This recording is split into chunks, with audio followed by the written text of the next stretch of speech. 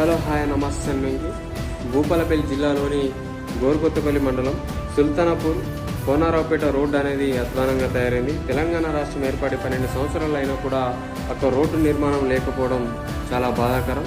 జనవరి 28వ తారీఖు సమ్మక్క సారక్క జాతర స్టార్ట్ అవుతుంది. వేల సంఖ్యల కొద్దీ ఈ రోడ్డు గుండానే పోతారు. ఇటు భూపాలపల్లి జిల్లా ఇటు ములుగు జిల్లాలను కలుపుతూ ఈ రహదారి ఉండడం జరుగుతుంది. కానీ ఈ దారి గుండెనే ఇటు వరంగల్ డిస్టిక్ కావచ్చు, హైదరాబాద్ డిస్టిక్ కావచ్చు, కరీంనగర్ డిస్టిక్ కావచ్చు, మహారాష్ట్ర ఆదిలాబాద్ నుండి, మహారాష్ట్ర మధ్యప్రదేశ్ నుండి ఈ రోడ్డు నుండి వేల సంఖ్యలో కొద్ది భక్తులు అధిక సంఖ్యలో వస్తారు. కాకపోతే అక్కడ రోడ్డు నిర్మాణం లేకపోవడం చాలా బాధాకరం.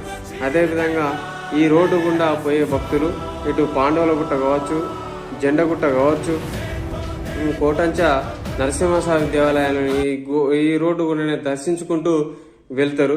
కానీ అక్కడ రోడ్డు నిర్మాణం లేకపోవడం చాలా బాధాకరం. అదేవిధంగా ఈ ప్రాంతాలకు రోడ్డు సౌకర్యం లేదు, బస్సు సౌకర్యం లేదు, అదేవిధంగా ఇంటర్నెట్ సౌకర్యం లేదు, వైద్య సౌకర్యం లేదు.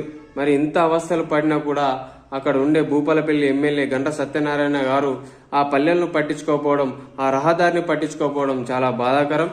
చిత్తశుద్ధితో పనిచేసి ఆ రోడ్డు నిర్మాణ పనులు చేపట్టే బాధ్యత గంట సత్యనారాయణ పైన ఉన్నదని తెలియజేసుకుంటూ మీ వెంకీ థ్యాంక్ యూ. నా ఛానల్ లైక్ చేయండి, షేర్ చేయండి, సబ్స్క్రైబ్ కొట్టండి. Thank you.